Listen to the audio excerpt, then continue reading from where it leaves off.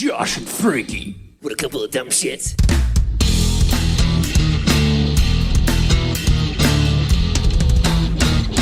I know Hoffer's a little nervous to play this song tonight. He's a little nervous to play this one, yeah, because our dear, wonderful, and lovely friend Brain is here this evening. And he's watching Hoffer's every move, and Hoffer knows it. So he's back there. He put on a fresh pair of Depends before he came out, just in case. But so what do you think, Hoffer? Well, what do I think? Oh boy, I think I'm a little nervous right now. I got the evaluation committee seeing what I'm going to do. Just don't fuck it up. I will do my best to not fuck this song up. Don't fuck it up, because Brain has been known to headbutt people. I don't want... If you fuck it up, he will headbutt you. I do not want a headbutt from Brain. You don't want a headbutt from Brain. Hello, Primates! You found Primus Tracks. Congratulations. There are many places to find us, including at Primus Tracks on Instagram, at Primus Tracks on Threads, the Primus Tracks page on Facebook, and the email address is primustrackspod@gmail.com. I am Dr. Josh Bald, one of the hosts of Primus Tracks. He is coming to you from the 39th floor of Primus Tracks Towers, where he has cataloged every single song of every single Claypool Gold performance in 2026. It's Encyclopedia Frankie Berestein. Yeah. That sounded like you're exhausted. It's been a long week. All those cells that you're filling in with details of Claypool Gold. Well, we took a little break. Claypool Gold finished on the interim, and we're back to talk about that before eventually working our way to the next record in our chronology, which is CLD's South of Reality. A couple of little things to take care of, Frankie, before we talk Claypool Gold. The first is, I had not checked Apple Podcasts for quite some time, and we have a new entrant into the Punch Bowl. This one's about 6 months old, Frankie. That's how long it's been since I checked. For those of you interested in joining the Punch Bowl, it's a fictitious group with fictitious benefits. But if you leave a 5-star review on Apple Podcast, say whatever you want in the review, boom, you're in the Punch Bowl. We'd like to welcome Steve, back of the envelope filter, McDonald, to the Punch Bowl today. Frankie, I believe he's also one of our Primatrons. Steve says in his 5-star review on Apple Podcasts, thanks to Primus Tracks for creating such a great podcast for Primus fans and music lovers alike. I have been a fan of Primus for many years, but your podcast drew me in much closer in appreciation of their music. I tend to fall in the audiophile category of music listeners, and as I dug into each album, as guided by Josh and Frankie, I found so many well-recorded songs with engaging textures, in many cases hearing intonation of sounds and instruments that, to put it into Frankie's terms, were simply mind-blowing. My favorite recordings are Pork Soda, Desaturating 7, and Animals Should Not Try to Act Like People. True gems. Choices. Yeah, with such great sounds. That's a great review. Oh, there's more if you want to hear it. Yeah. Let's stroke our egos a bit more. I have listened and will continue to listen to every podcast episode that you have made. My dog appreciates this as he benefits from the extra long walks while binge listening episodes. I always have a smile when I think of episodes that feature Josh belting out notes from Eternal Consumption Engine or David McAllister, Frankie making the case for Team Envelope Filter, or Tim Soya trying to explain some type of rubber sport short he discovered to be a staple of Tommy Lee's go-to stage drumming wear. Oh, I forgot about the rubber sport short. A highlight for me was realizing that I was standing just behind Frankie and probably other Primatrons at the pre-New Year's Eve Fox Theater show and got to introduce myself and express my thanks for all you guys do. Oh, cool. I'm so glad that the Primus Claypool flame is still burning brightly after all this time with so much to look forward to, and I view Primus Tracks as the caretakers and curators that I can depend on to enhance our experience on the journey. Thank you, Steve. That is beautiful review. So thoughtful. Much appreciated. Thank you very much. Those kind of reviews are our fuel. Oh, yes, absolutely. They keep us going strong. I think it's great that in an indirect fashion, we're friends of the animals, too. We're getting them longer walks, more physical activity. Look at us. Thanks again, Steve. There's a couple other ones, Frankie. We'll get to those in future episodes. Cool. But I think it's time to talk about Claypool Gold. 30 dates throughout the continental United States. I was fortunate enough, Frankie, to see the second show of the tour in Bend, Oregon, and the final show of the tour in Napa, California. I know that you couch toured this one and watched every single video upload to YouTube and cataloged them so that you could, for future viewings. Where do you want to start with this tour? It certainly was a unique one. Well, I would like to jump into the statistics, but first I would just like to mention that I'm glad we caught the the foundation for this tour, which Yes. was New Year's Eve 2024. But it's always going to be unique because that had the Holy Mackerel, Right. and then the Frog Brigade, and then Primus. So that's and Brain was there. So that's always going to be unique and special. But I think it's really cool that this format stretched out into a full-blown tour. First of all, because thinking about Les as a musician, it must be so exciting to be able to dip into three different catalogs per night. Yeah. It must keep things fresh and interesting for him. If things are fresh and interesting, that means he keeps going. And this tour was certainly unique in that he was on stage the entire time any music was being Three performed. hours. And so a 3 hour evening with the Claypool Gold. Now, certainly Yes. there were some breaks in there. So in a typical show, the Frog Brigade would open for 4 songs. There would be a quick changeover to the Delirium, which would do 5, 6, or 7 songs based on the whatever Les was feeling that night. And then everybody would come out for Astronomy, the Pink Floyd song, and then there was about a 15 to 20 minute set break. Then the show would resume with a portion of the Primus documentary with some other pieces in there as well. And then Clown Dream, Primus took the stage, and they'd play their songs, 8, 9, 10 songs, walk off stage, come back on for an encore, 1, 2, 3 songs, depending on how much time they had. So yeah, it was about a 3 hour evening with all of that business.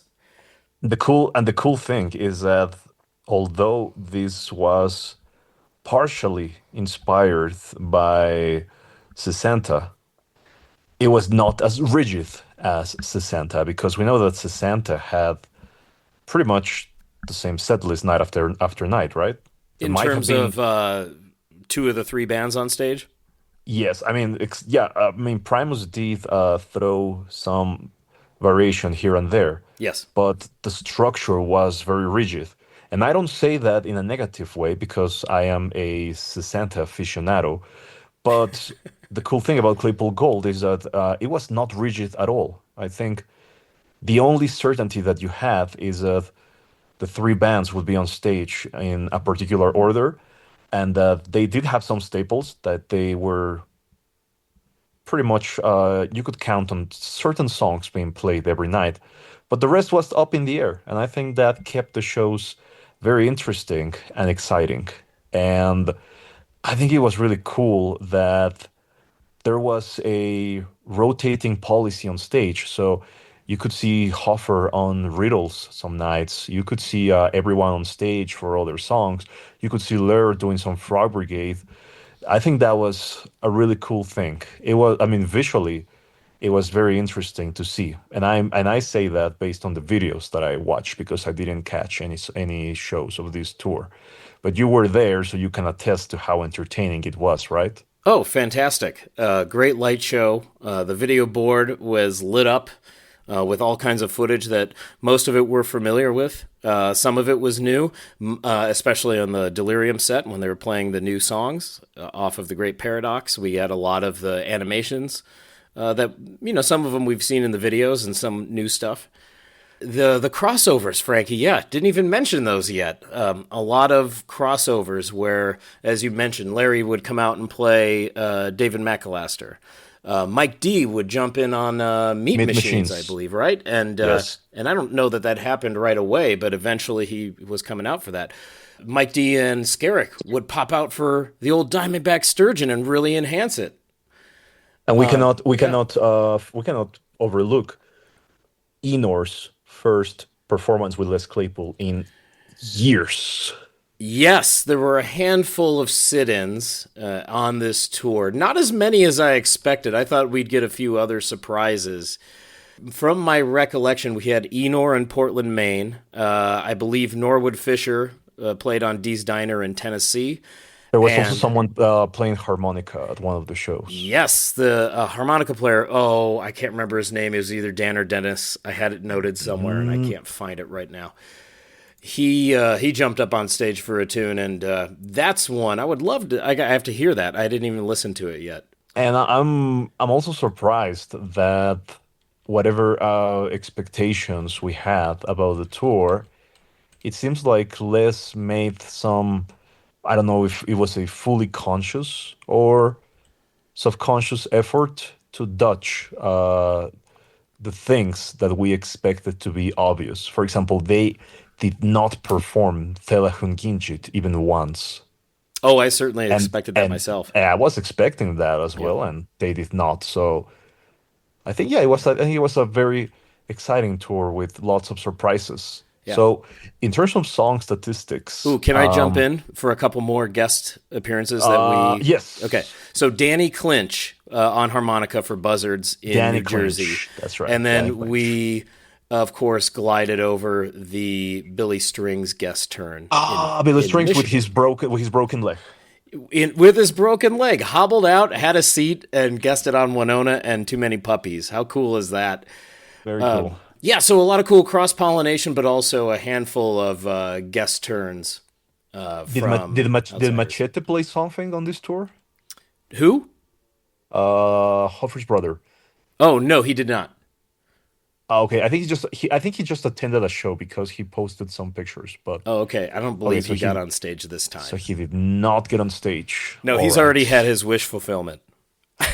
I'm kidding, Machete. You should come up every single time on Puppies. Are you kidding me? Yes, we're doing blast beats on puppies. Man, speaking of puppies, I know I'm getting ahead of myself, but at the Napa show, Hoffer just killed that one. He was doing some great stuff. So, yeah, man, so great to see Hoffer just pounding away on stuff. And Hoffer, if you're listening to this, we know you are. You know you are. More drum cam videos, please. Oh. Those are fantastic. That's right. We got a drum can video of the Grizz, I Grizz. think, from Bend. And it was fabulous. Yes, outstanding stuff. More of that. Absolutely. Anything that's from side stage or behind the guys, we never get that view. So that is always welcome. All right, Frankie, I think you're ready to talk numbers. Yes. So let's start with Frog Brigade. The Frog Brigade sets, I mean, there were very few exceptions during the tour, but normally Frog Brigade got 5 songs per set. Am I right? 4. 4. Okay, so maybe there were very few shows with 5. Yeah. I think there was a very long one, but yeah, it was usually 4. Precipitation was the most played Frog Brigade number on the tour, followed by Riddles Are Abound Tonight, David McAllister, Up on the Roof, Dee's Diner, and Lost the Stinks. They also did Amanitas, and there was an equal number of performances for Buzzards of Green Hill, One Better, and Phantom Patriot. Yeah. And then getting into the semi-rare territory, Rumble of the Diesel was performed fewer times. And the 2 rarest songs of the tour were Hendershot and Highball with the Devil. I want to highlight that although they stuck to these numbers, what kept the Frog Brigade segment interesting is that you never knew what they were gonna perform at the beginning of the set. Sometimes they opened with Phantom Patriot, sometimes they opened with Buzzards, sometimes they would just jump into Up on the Roof. I mean, you never knew what they were going to play. So I think that was also quite interesting. I think Yeah. I was thinking about the Firefly Distillery in North Charleston. That one kind of sticks out. It has Highball with the Devil, Phantom Patriot, Amanitas, Riddles, and one better. Wow, I think that was a stellar set. Oh, that was a fiver night. Good for them. Yeah. I feel, looking at these numbers, I feel blessed to have received a Rumble of the Diesel, which was the opening track in Bend. And we also got a Hendershot that night. So Oh, we got that's some surf great. saxophone. I was half expecting Merv to show up in Napa for some surf guitar on Hendershot. It did not happen, unfortunately. Yeah, so 13 Frog Brigade tunes by my count, and a pretty even distribution. There were some that weren't performed as much, but you're right, Frankie. They kept it pretty. They kept most of these songs in regular rotation for the most part.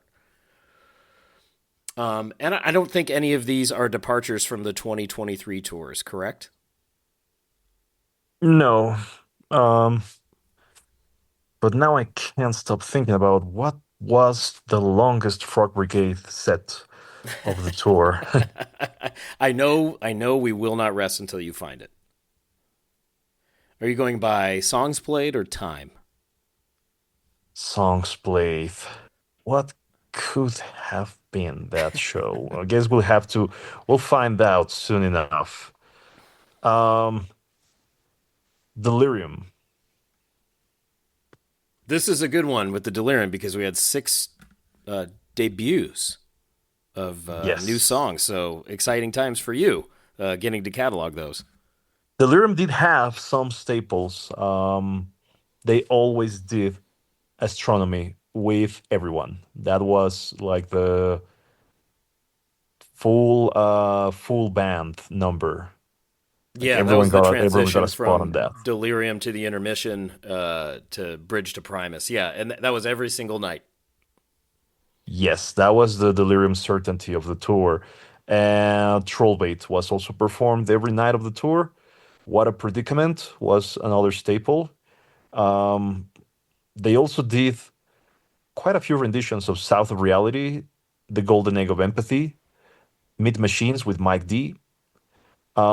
Some nights you would get Blood and Rockets, some nights you would get Cricket and the Genie, which is similar to what they were doing with the Frog Brigade in 2023.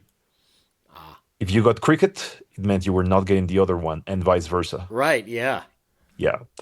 And in the rarer side of things, they did Little Fishes 5 times, Those were all late in and the it tour.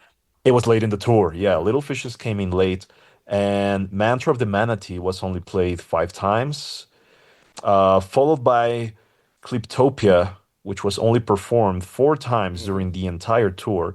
And there was a considerable gap because they did Cliptopia once, and then there were several shows, and then they did it again. So for a while, in the statistics, it had only been performed once. By the end of the Right. tour, it got performed 4 times, and Mr. Right was equally rare. Now, I count Tomorrow Never Knows as a delirium number, but that was performed as the encore after Primus. But I mean, Sean was there, everybody was there, so That's an everybody song, yeah. yeah. Yeah, so live debuts. If you were at Reno at the tour opener, you got Golden Egg, Trollbait, and What a Predicament for the first performances. Missoula, May 25th, saw the first performance of Mantra of the Manatee. Kansas City, on May 28th, was the debut of Meat Machines, and Cliptopia premiered the next date in St. Louis. And as you mentioned, it debuted in St. Louis and then was shelved for a little bit before coming back. And if So you've watched the videos that are available, it sounds really great live. all these tracks sounded, the ones I heard, all sounded great. I got Golden Egg and Trollbait and What a Predicament in Bend, and then in Napa I was treated to Trollbait again, as well as What a Predicament and Meat Machines. So I did get a Meat Machine snuck in there on the last date. But yeah, Did, overall, wow, the sound for every band sounded fantastic. But Delirium and those new songs in particular, I came away impressed, and I think that's becoming the trend here. Is I hear a Delirium record and it I'm receptive to it, and then I see it live and it clicks. It makes sense. So these tracks are making more sense to me now. I'm sorry I'm going back to the Frog Brigade, but I just wanted to toss out this to you, and I'm sure you will be amazed. Yes, please. Shattering Song and Holy Mackerel were sound checked at the Dillon Amphitheater concert on June 27th. Oh my. Oh my. All right, so Delirium and Frog Brigade, about a dozen. We're at a couple dozen songs already, and then it's going to balloon here in the Primus portion of things, Frankie. So, what was cool about the Primus portion was they showed more of the documentary footage, and it was largely similar to what was shown in Sacramento last year, 2025, at the end of that Onward and Upward tour, I believe. So, most of that footage looked familiar to me at any rate. But they also showed some footage from an old black and white film with some gold prospectors. I don't remember the name of the film. Sierra Madre. Thank you. Somebody told me what it was. And then Clown Dream, and then Primus took the stage. What do you have for those numbers? The Old Grease was performed at every show. 30 for 30, you bet. Every single night. So naturally, because it was the new single that Primus had under its belt. Yes. Jerry, welcome to this world, and my name is Moth. We're on heavy rotation. Bob's Party Time Lounge was busted out a few times as well. Southbound Pachyderm, and it had some interesting placement. For a while, it was the encore, but as you mentioned, there was a show where they threw a curveball with an early Pachyderm. Yeah, and it was Primus only, if I recall. Sturgeon with Mike and Skerrick. Dirty Drowning Man, because that's Hoffer's song. American Life, Groundhog's Day, Duchess, because that's Hoffer's song. And there was that one particular show, I don't know if you saw the footage, where Les went to the back while Hoffer was pounding on the drums during the Duchess drum solo, and Les started banging on a cymbal. I missed that. That's great. Yeah. And what else we got? Winona, Rest in Bones, Too Many Puppies, Herald of the Rocks, Jellies on Smack, Last Salmon Man, Over the Falls, Tweakers. Very few performances of Tweakers, which is quite surprising. Yeah. Quite surprising, yeah. Bastards, Mirror in the Bathroom came later in the tour and became the set closer. But again, I mean, it was just because it was performed as the encore. I would argue that doesn't make it a Primus song.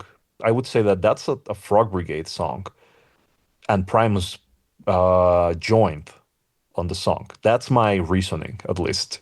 I can live with that. Mr. Crinkle, Seas of Cheese, Tommy the Cat was pretty rare during the tour. So if you attended a show and you got Tommy the Cat, count yourself lucky. Fisticuffs, John the Fisherman, Electric Grapevine, Shake Hands with Beef, Frizzle Fry, Hello Skinny, Hoint for the Man was quite rare during the tour. Yeah. The Seven, To Defy the Laws of Tradition, and wasn't there a show which opened with Tradition? Yes, there was. Yes, there was. And Les really changed up the openers throughout. They gave us a Mud Jerry opener one night, for crying out loud. There was a Moth opener one night. Yes. Yeah. There's that. Of course, that's usually the crowd pleaser near the end of the set. Yes. And a lot of different openers. I was going to start tracking them, and it just became too onerous for me. I didn't have the time for it. But a lot of great variety in the set list. They played over 40 different Primus songs, for crying out loud, and threw in a Hello Skinny. And Tomorrow Never Knows, Mirror in the Bathroom, all those different covers. Great stuff throughout. I really appreciate. Are you ready for the rarest songs of the tour?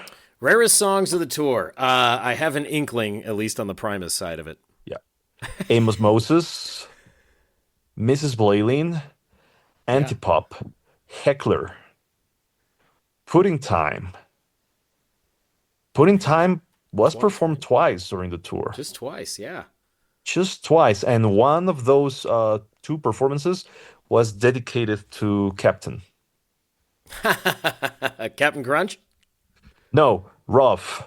Oh, Captain Rob. Captain There's a lot of Rob, captains, it turns out. because he did nine shows in a row.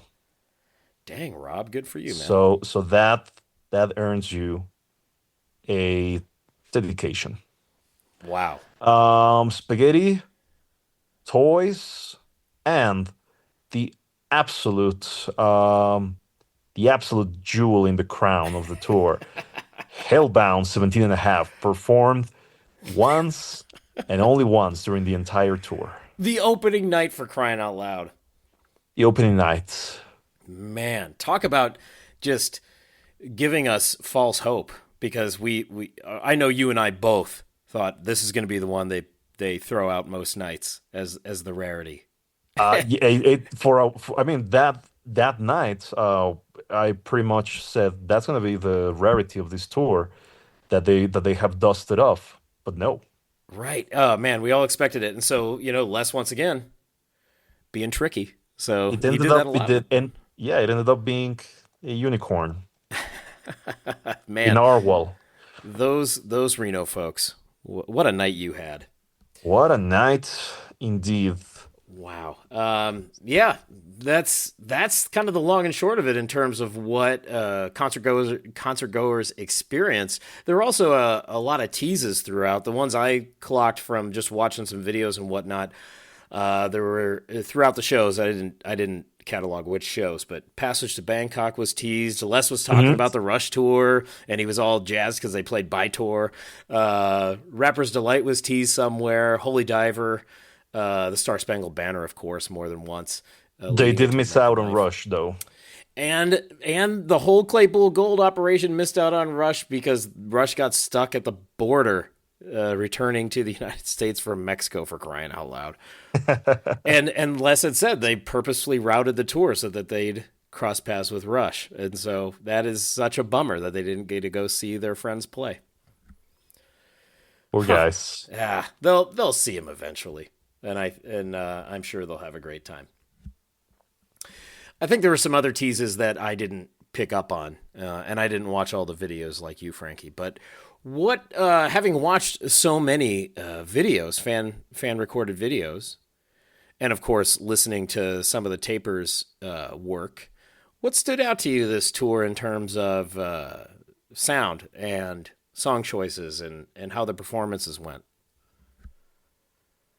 Okay, sound. I mean, I was not there, but based on the videos, it sounded very precise and very clean. Hmm. I'll agree with that. Smartphones capture audio pretty well anymore. So what you're hearing on smartphone video and then the tapers equipment is a pretty fairly accurate representation. It's just missing the loudness, really, and some of the nuance, but you're getting a decent representation. Yeah. Sorry, I do want to point out Yep. that during the tour, Les dropped by Berkeley to teach students how to play Tommy the Cat correctly. That's right. He talked about the music business and all kinds of stuff Yes. at Berkeley School of Music in Boston. Wow. And that video is available on YouTube. Yes, but that's the short version. You have to go to Vimeo for the full class. Oh, it was on Vimeo. Yeah, I did end up watching the full recording, and it was great. Good times. And of course, our friend John Sanchez made a cameo. Yes. Yeah, that's right. And so he did that, and I think somehow that instructor had met Les years and years and years ago, and I guess had been trying to get Les to show up at Yeah, Berkeley he for a said long so. time. And so Yeah. they finally got him there, and it was just a really casual chat. But I think the highlight, Frankie, was all those guys trying to show Les they could play Tommy correctly. And Imagine, no pressure at all. no pressure. And I don't know that anybody did it exactly right, but he gave some pointers. Yeah, That was I think pretty cool. they were printing their own style on it for sure. Oh, of course, which you tend to do. So that was really fun. Yes, definitely check that out if you haven't. Vimeo, Les Claypool, Berkeley probably will get you there. And that's Berklee, that Berkeley. Oh my God, finally, finally. So the Frog Brigade always did 4 songs. Yes. The longest Frog Brigade show was, I already mentioned it, Firefly Distillery, North Charleston, June 17. They did 5 songs, plus that Mirror in the Bathroom encore. So for Ah, me, that's 6 Frog Brigade songs. that was the long one. All right, North That was a Charleston, long South one, Carolina. and I mean, considering they opened with Hybel with the Devil, I guess it was written on the wall that it would be a special show. 100%. Yeah. What do you think of? I mean, you saw the Grizz cam. So, what do you think of the Grizz live too? Wow, so jealous. I love that song. I would love to hear that song live, so I do hope I'll have the chance on New Year's Eve because I've been playing the studio recording nonstop since it was released. So now I'm really aching to see a live performance. And I have to say it just pairs really well with the background animation that Cage did. Oh yes, it's a stomper. It is. It is great live. I went to Bend with two Primus Claypool first timers, and they both afterwards said that that was one of the greatest shows I've ever seen.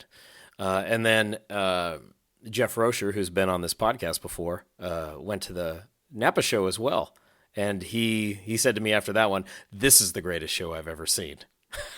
So, Wow.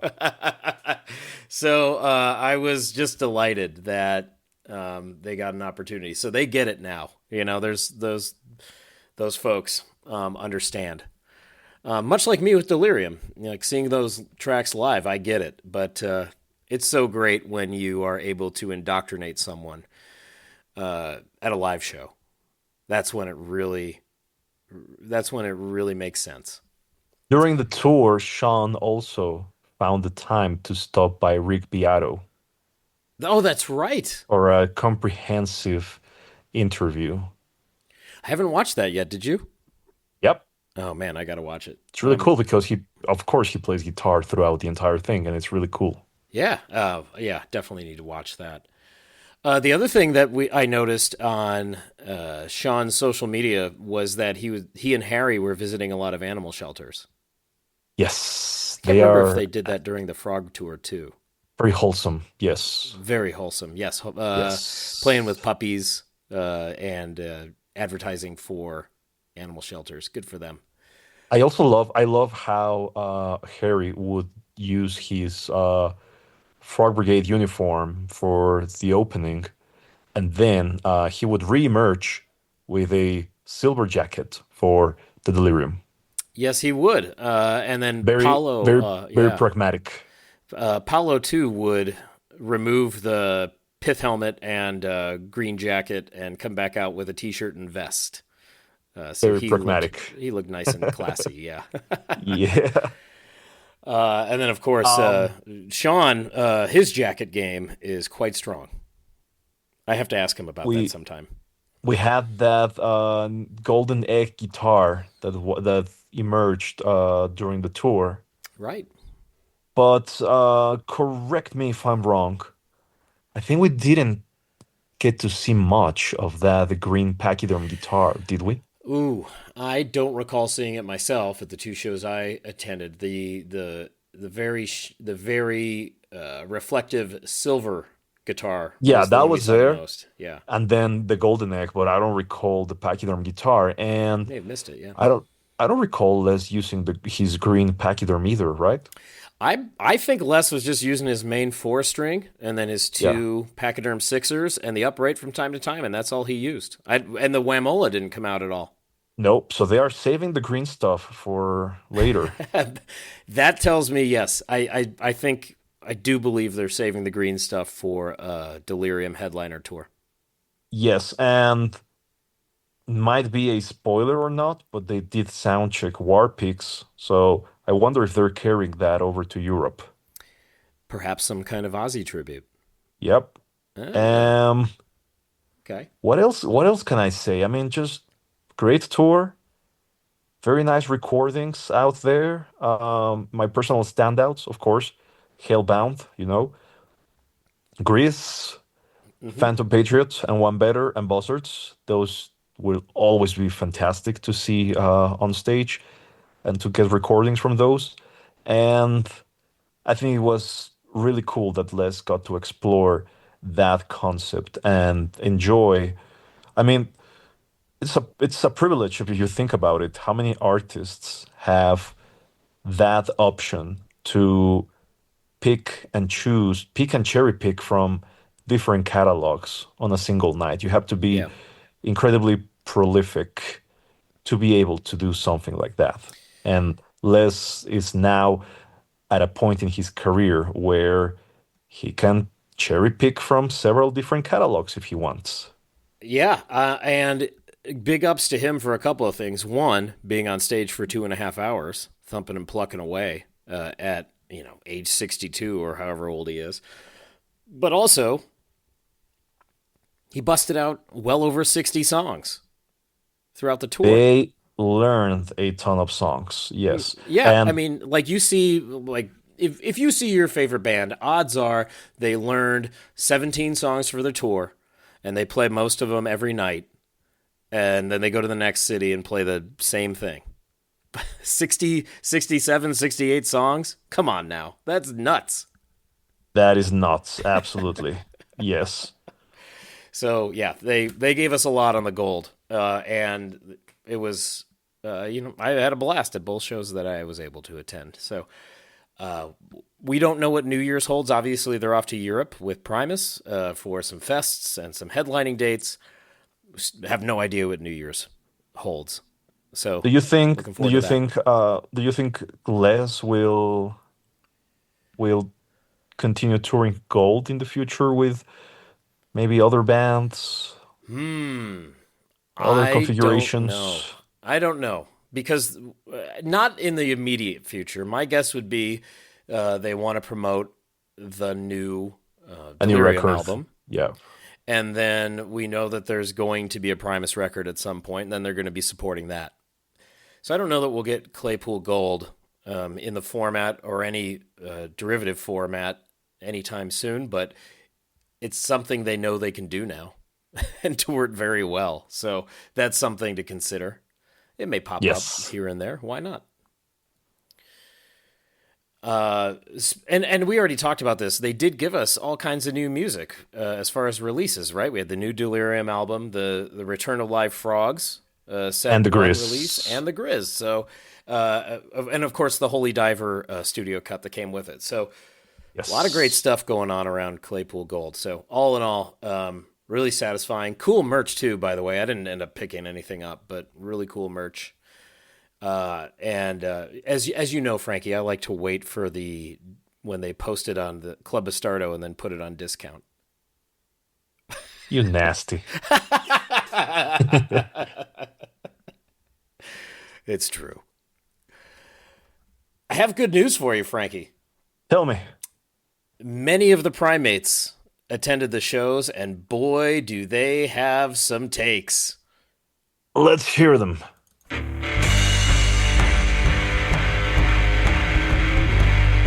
Yes, indeed. That could only mean one thing. It's time for Primates Takes. If you would like your take for the album, track, or I guess tour up for discussion, all you have to do is head over to patreon.com/Primus Tracks. There are many tiers of support for Josh and Frankie. That's us. But the constant there, is indeed Primates Takes. Wow. I think overall, really satisfied customers here, Frankie. Let's start with Cam Covington, who says, I went to Charlotte and Charleston. The highlights. In Charlotte, Primus did a few Rush teases and Hello Skinny. The Frog Brigade killed it, especially Scarrick and Greasy D. In Charleston, the energy was great with the Frog Brigade, especially during riddles. Les had Lur yell Dog Will Hunt for Jerry. Oh, he did that in Napa too.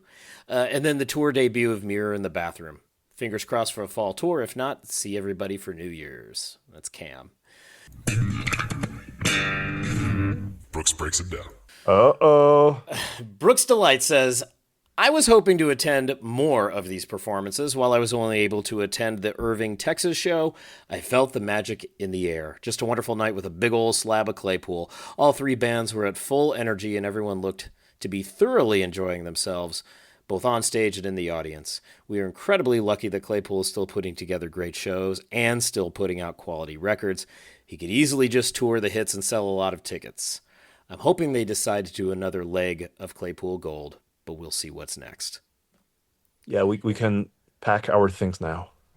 That's a brilliant encapsulation of what we talked about. It's as if he reads the script beforehand. Yes. Wink, wink. Is Brooks stealing our scripts somehow? Maybe he has a Google Drive link that we don't know about. JK, there's no scripts for this show. Chris Gentile says, I went to the Bend and Austin shows. What? I don't think Chris said hi to me at Bend. To continue, I was blown away both times. My brother lives in Bend. I flew up from Houston to catch the show. We had a blast, especially with the Brown Heavy set list, an album we both jammed a lot growing up. At Austin, finally caught One Better Live, one of my all-time favorites. And after all these years, I finally got my first tour poster. Claypool Gold was special, very memorable. I'm going to say it was my favorite tour ever. Thank you, Chris. Jordan Kahn, our resident Fish expert and possibly Pink Floyd expert, says, I saw the abridged All Good festival set and was impressed with the cross-pollination and Claypool career arc. Highlights were Astronomy, Meat Machines, and Grizz. A great way to see my first Delirium and Hoffer shows, but now I need full servings. Here's hoping they come back to you, Jordan. Yep. Carl Reinsch says, caught the Marymore show in Redmond, Washington. Great energy and set list. Huge pit consuming large portion of the standing room area. The new CLD material was fantastic. Wish the CLD and Frog sets had been longer. For me, the ticket is pretty much worth it just for Mr. Crinkle. But I was also super happy to get Harold and Grapevine. Thanks, Carl. And Zane Dickens says, I wish I could have caught more dates. Went to Atlanta with my wife and my brother. We had an incredible time. It was my first time seeing the Delirium and the Frog Brigade. Oh, Zane. All right. Let's see. As far as the Primus set goes, I loved our set list. That was my wife's first live Claypool experience, and she really enjoyed it. 10 out of 10. Can't wait for the next tour announcement. Maybe I'll get to grab a set list next time. Oh, Zane, grabbing a set list is an art. Patience and practice. Good luck next time. Yep. Yep. Our landed gentry, Edwin Allen Richards IV, caught the Long Beach performance. He says, I dragged my girlfriend out to her first live Claypool experience ever after many years of trying. 2 songs into the Frog Brigade set, she turns to me and says, okay, I get it now. This is amazing. I love that so much, Frankie. That's beautiful. It's always nice when someone is converted. Outstanding. We had another friend with us who was seeing Claypool for the first time and was thoroughly blown away. Looks like we made 2 new recruits that night. My only gripe was that Frog Brigade and CLD were way too short. I think that's a common, I wouldn't even call it a complaint, just a common observation that, we got some CLD, we got some Frog Brigade, but it only wet the palate. It didn't completely satisfy as far as the amount of time. But you're not going to get a 4.5 hour show. So there had to be limits. Let's see. Trish. This year, I was able to take my parents to Claypool Gold to see firsthand what it's all about. I'll forever be grateful to Cage's act of kindness to me, a complete stranger. Oh, she was referencing when Cage took the figures that she made and put them up on stage. I remember that. At an Oregon Frog Brigade show. And she said, in this post, she said she called her parents at 3 a.m. to tell them what happened. How cool is that? So then her parents got to experience the Frog Brigade and Delirium and so on and so forth 3 years later. Outstanding. Tom Dastic says, I went to the show in Asbury Park, New Jersey, with my cousin Ted, who is also a listener. Oh, I'm pausing. If he's also a Dastic, Frankie, then we have Ted and Tom Dastic. Wow. And I those names are just winners. I love that, and I think they need a sitcom. He continues. I liked how Frogs transitioned right into CLD without a break. The set lists were great. Everyone was in peak form. A highlight was Les letting Lur say dog will hunt. I guess that was pretty common on this tour, Frankie. The weather was nice. It was right off the beach. A great time was had by all. Ryan Rashawn says, San Diego show for me. We got a special shout out from Les saying we were the first crowd to mosh to Amos Moses. Lunatics. Oh, man. San Diego. San Diegans. You're doing it. Wish the frog set was longer. I need more Greasy D in my life. He parenthetically says that sounds inappropriate, but we all know what you mean. It's okay. And then, thanks, Ryan. And then Zachary Hurd says the KC show was something special. It rained the entire day of the show and didn't stop until I got home. We got the live premiere of Meat Machines, and it was magical. My first time seeing Delirium. Their set was worth the price of admission alone. It's going to be hard for Les to top the pure joy that is Claypool Gold, but I look forward to whatever comes next. Thank you, Zachary. You know what the best part about all this is, Frankie, is the diversity of the locales. Like, Yes. the Primatrons are all over the United States. This is great. Audrey Myers says, I went to both the Asbury Park and All Good festival shows. Every band was killer, and in New Jersey, they opened with To Defy the Laws of Tradition and went into Tommy the Cat. It really set the tone for the night. High energy all around. I wish I could have attended more. Thanks, Audrey. Anthony Del Preet. Go Bills. Says, my show at SPAC was great. That's Saratoga. Brought my son and his friend and his dad. We had a Brown Album heavy set list, which is always welcome. I like how Welcome to the World and Old Dimeback Sturgeon are getting regular play these days. I'd say Pork Soda had been the most neglected album live in many ways through the years. Claypool Gold truly was. Mickey Waters says, best birthday ever. I believe Mickey went to the Chicago show. It's always a pleasure to see Skerrick. It had been quite a while. Missed him on the Frog Brigade tour a couple years ago. Got my first spaghetti western, and Grizz was great. Great set, great people, great times. And finally, we go back to the beginning with Marcus Mayall, who says, Reno show, first show of the tour, was awesome. My first time seeing Hoffer, also my first time seeing Delirium, and we got the debut of Grizz and Hellbound 17 and a half. It was a grand old time.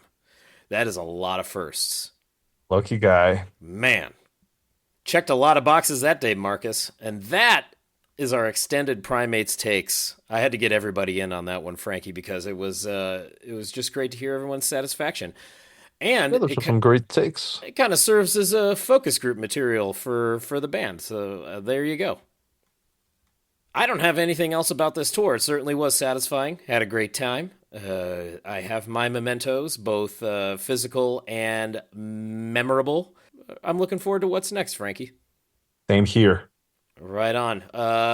Lots of shows were taped and filmed. YouTube is your friend. If you would like to relive any of the shows, I'm sure you can start there. Or DM Frankie on Instagram. He's at Frankie Bearstein, and he'll tell you which ones to watch. Let's end with that, Frankie. If somebody was going to watch or listen to a Claypool Gold show that they didn't attend, Well, that distillery show was one for the ages for sure. That would be one of my personal highlights. But speaking about recordings, I did want to share something with you. Just 1 second. There's a Grease video for Cleveland, which is absolutely incredible. It's practically cinematic. That's what I wrote at the Bullboard. wow. All right, Grizz Cleveland. Yes, incredible in terms of the sound quality and the footage. The person that recorded that did a great job. If you want to find it on YouTube, it's written as Primus, the Old Grease, at Jacobs Pavilion, Cleveland, Ohio, June 2, 2026. And it was uploaded by David Dreadlock Dave McDougald. What a name. Yeah. Right on. All right, we'll leave it with that recommendation, and I'm sure that there will be many more as you sift through all the videos, Frankie. Primates, primatrons, people of Earth, People of Earth. people who dig below the earth in search of gold. Thank you all for listening. Maybe we'll see you out there on the next tour. Later days. Willie Mays.